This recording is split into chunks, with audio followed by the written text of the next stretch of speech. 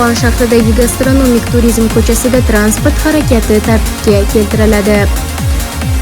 Qo'qon shahar hokimi Ma'rufjon Usmonov, Qo'qon shahar prokurori, Qo'qon shahar ichki ishlar boshqarmasi boshlig'i va Qo'qon shahar soliq inspeksiyasi rahbari ishtirokida Qazi mahalla gastronomik turizm ko'chasida tadbirkorlik faoliyati bilan shug'ullanib kelayotgan fuqarolar bilan muloqotda bo'lib, mavjud muammo masalalarni o'rgandi.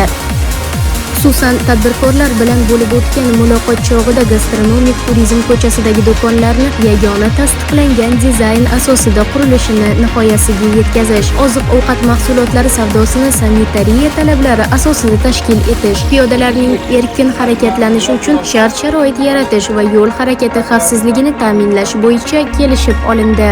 Ulug'bek Norboyev, Munisaxon Qambaraliyeva, Qo'qon shahar hokimligi matbuot xizmati uchun.